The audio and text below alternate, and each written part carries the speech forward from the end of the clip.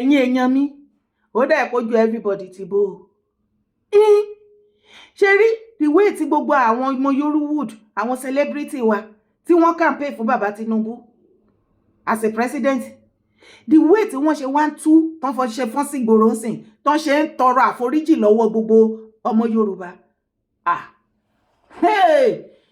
ojú everybody ti bó ó ti kangoro àsọ fún yín Aminatu pápápá ó regret pé ó campaign fún bàbá Tinubu ó wá ń bẹ àwa ká má bínú níwọ kí Yorùbá má bínú ní ìgbà tí yín campaign táwa kan pariwo pé bàbá Tinubu has nothing to offer us lady Ìfẹ́ Ìjàpá ọ̀rọ̀ mi ò lè yé yín ẹ wá wo fídíò fúnra yín.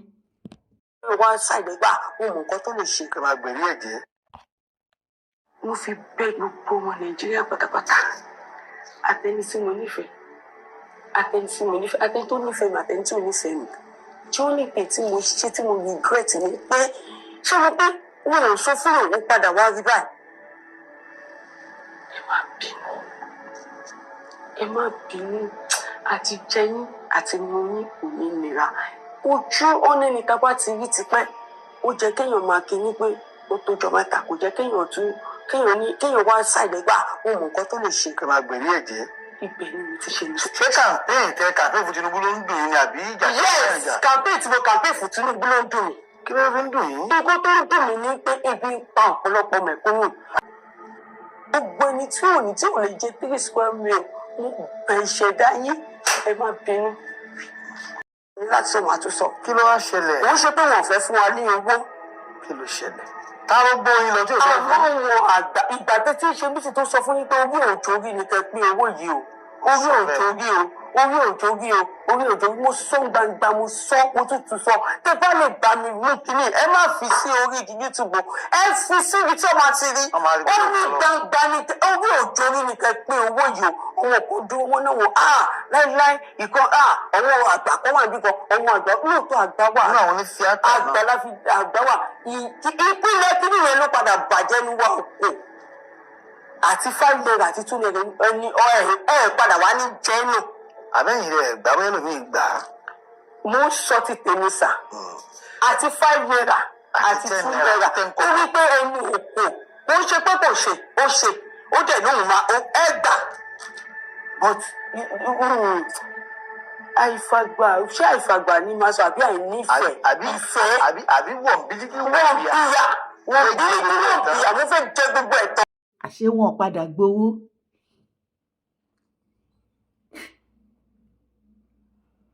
wọn padà bójú wọn jẹ́. ẹ̀yin Yorùwood celebrity ẹ̀ta loose ẹ̀ta short ẹ ti miscalculate. mo sọ fún yín mo wà lára àwọn tó sọ fún yín mo ní ọ̀pọ̀lọpọ̀ yín máa sọ bye bye to your career. ẹ rò péré ni èmi mọ̀ ìpojú lásán kọ́ ni gbogbo yín fi bọ́ síta bàbá Lápẹ́ní bọ́ síta gbogbo yín bọ́ síta ẹ̀ ń regret pé campaign fún bàbá Tinubu nígbà tẹ́ ti ṣẹ́ṣọ́ 4 years ìjẹ́ mọ́ ìyá 4 years yẹn ó dàbí ìyá 40 years ni o òun lè ṣẹ́ṣẹ́ for everybody. gbogbo wa ẹ̀ láti jọ ọmọlú èèyàn ìṣẹ̀dá tí bàbá Tinubu àti family wọn jẹ́ lọ́sàn ó wá di òru ẹni ká máa gbé láńtà ká máa wojú wọn pé báwo lójú yín báwo a fẹ́ rí ojú bàbá Tinubu àti family wọn. ẹ ti wá fún wọn ní support sí gbogbo ẹ ti wá dojúrú bí ẹsẹ̀ tẹ́lọ̀ last everybody don dey chop breakfast ẹ wá bọ́ síta ní one after the other ká forgive yín ẹ lè rí forgiveness. àfi tẹ́ bá ti lọ sanwó school fees àwọn tí wọ́n ti withdraw mọ́ wọn kúrò ní school tí wọ́n rówó school fees san mọ́ ìgbà ẹ lẹ lè rí forgiveness. àfi tẹ́ ẹ bá bẹ̀rẹ̀ sí ní bọ́ síta ń sì tẹ́ ẹ há oúnjẹ fún wọn tá ń jẹ láàárọ̀ ọ̀sán alẹ́ everyday ìgbà ẹ lẹ lè rí forgiveness. ṣùgbọ́n tí ẹ bá ní ọ̀nà kọ́kọ́ tẹ́ ìgbà tẹ́ fi support àwọn èèyàn wa tẹ́ kàn lọ lead wọn astray tẹ́ campaign torí pé gbogbo yín ẹni celebrity ni yín àwọn fans yín wá believe nínú yín gbogbo ẹ̀ á lọ bẹ́ẹ̀ and so on and so forth. ẹ wá mú gbogbo nǹkan ẹ bàjẹ́ fúnra yín kì í ṣàwálẹ̀ bàjẹ́ fún. èbùrẹ́ àwọn olùgbẹ̀bẹ̀ wo lẹ́ ń gbé bọ̀ ṣe èbùrẹ́ jẹ́ gẹ́gẹ́ bí ṣàwámà ni àbó jẹ́ gẹ́gẹ́ bí àmàlà àti gbẹ̀gìrì àtewédú. ẹ ṣọ́ra yín o ẹ̀yin Yorùwood yìí o a ti sọ fún yín ní ìgbà yẹn, mo wà lára àwọn tó sọ fún yín, mo ní ọ̀pọ̀lọpọ̀ yẹn máa fi kàríà yín ẹ fi pìtàn, ẹ̀yin ni celebrity, kí ló kan somebody like me, kí ló kan rú èmi, ẹ̀yin ni celebrity. bọ̀bá yín sọ̀rọ̀ lọ́wọ́lọ́wọ́ yìí sìn, ọpẹ́lọpẹ́ skit òun lọ́pọ̀lọpọ̀ yín fi ń jẹun, kò sí nǹkan kan mọ́, ó ti dojúrú, gbogbo ó ti kán lójú everything, economy ó ti dé, ó ti kanlẹ̀kùn everybody kókókó báyìí. ẹ ṣẹ̀ wá bọ́ síta, sorry for what? Sorry for what? àwa wí tán ẹ ti ẹ̀ wá. So ọ̀bọ yín gbogbo bẹ́ẹ̀ ṣe lẹ́ẹ̀ campaign for more than 2 months tẹ́rìn káàkiri gbogbo ilẹ̀ Yorùbá, ẹ padà rówó pín. So MC gbowó lẹ̀, ṣùgbọ́n ìjà lẹ fi dàrú, àtàgbà àtọmọdé yín òkè ẹnu yín òkò. ẹjọ́ ṣé èpè àólẹ̀ tún ń jẹ ẹ̀yin náà nínú industry yín ni? ṣé èpè àólẹ̀ tún ń jà yín nínú industry ni? ṣèbọn náà ti rí èpè àólẹ̀ pẹ́nuwọ́ òní kò ní, ó tún mú ẹ̀yin nínú industry.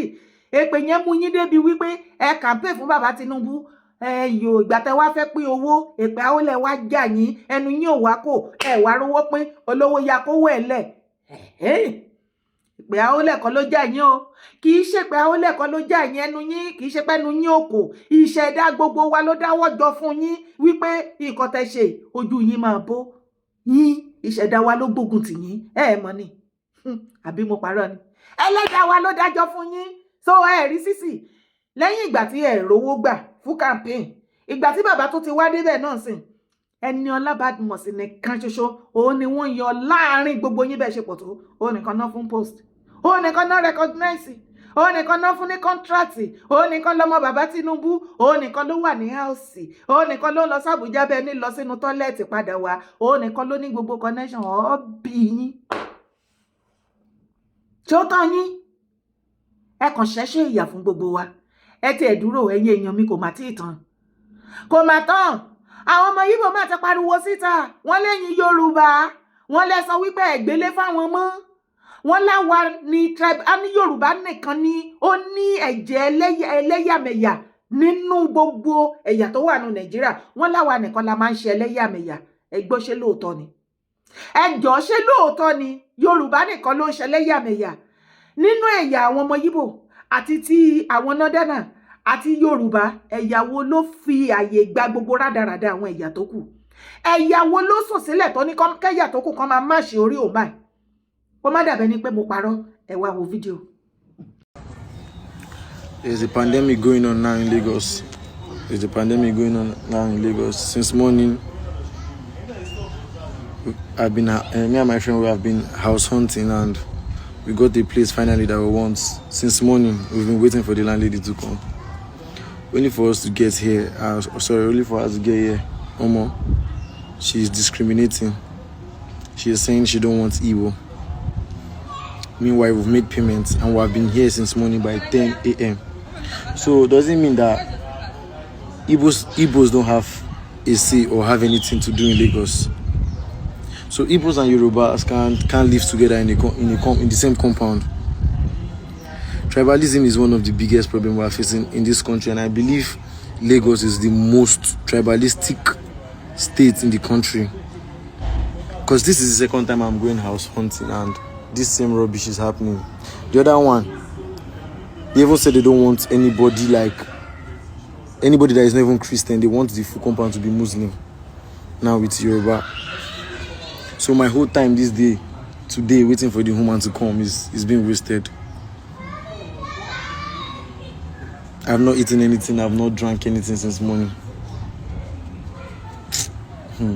lóde tó jẹ́ wípé nǹkan tọ́mọ Yíbò bá ṣe fún àwọn èèyàn míì, tó bá wá ṣe 1% kékeré fún wọn, ó máa ń ta wọn lára gan, wọn kì í láìkẹ́.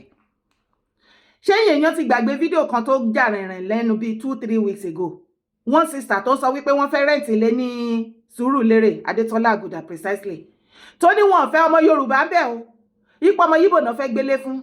ìyẹn ń dùn mọ́ wọn nínú, àbí ní ilẹ̀ bàbá wa ní ilẹ̀ Yorùbá.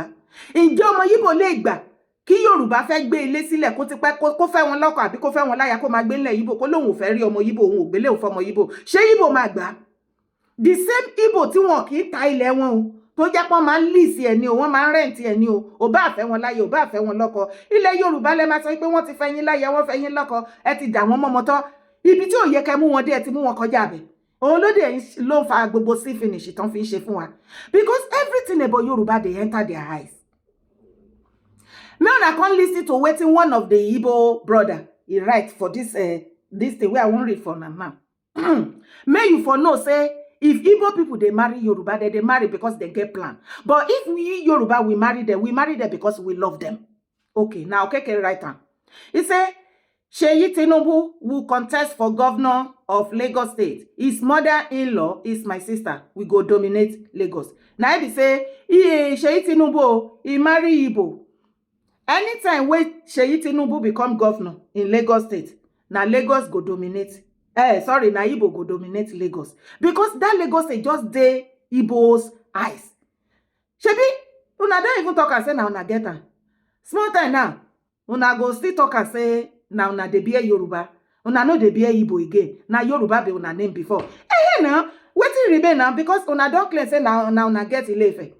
Gbogbo ibi tó bá ti pè ní Igbo, Ejigbo ni o, Ìjẹ̀bú Igbo ni o. Ọmọ Igbo go claim and say na dem get am. Wetin Igbo dey do there? No be Igbo. Igbo bush. Davido just married my sister and he will one day be the governor of Osun State. He is my in-law on both sides. Ṣerara plan wọn. Ṣé mọ̀ pé Davido náà bọ́ síta tó ní ẹ̀jẹ̀ Igbo ó wà nínú blood òun. Ṣé ti rí? Ṣé dẹ̀ rí irú àwọn èèyàn bíi ti Davido yẹn? Ẹ rí wípé side ọ̀dọ̀ ọmọ Igbo ó ló máa fì sí. Wọn kì í fì sí ọ̀dọ̀ Yorùbá. Ẹ lọ wo traces àwọn tẹ́ bá ti rí tán mix pẹ̀lú Igbo bẹ́ẹ̀ yẹn. Wọn kì í wá ìtẹ̀síwájú ilẹ̀ Yorùbá. Side Igbo náà máa ń wà. Wọ́n máa ń ṣiṣẹ́ against Yorùbá ni. Our target is that latest by 2031, from 2027, all the governors in Yoruba land would have Igbo wives. Ṣerara plan wọn. Bá ṣe ń sọ̀rọ̀ lọ́wọ́lọ́wọ́ yìí, governor, how many governors la ní tó make the Southwest? About 6 or 7 àbí?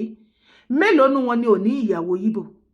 Kẹ́ lè máa mọ̀ wípé gbogbo nǹkan tó ń sọ yìí, tá bá ń kà síta, tá bá ń gbé jáde ọ̀pọ̀lọpọ̀ ọmọ Yorùbá máa sọ wípé rárá tribalism lẹ ń ṣe, irọ́ ni, wọ́n lọ fọ́ọ̀mù ẹni, wọ́n fẹ́ dájà sáàrin wa ni. Ẹ máa sùn lé lọ, ẹ má worry títí tó fi máa kọ́ family house ẹ, ìgbà yẹn ló máa mọ̀ wípé wọ́n bá yín ṣeré.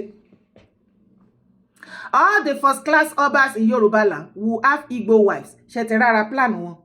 Ipe gbogbo àwọn first class ọba wa o, wọ́n máa fẹ́ Igbo láya.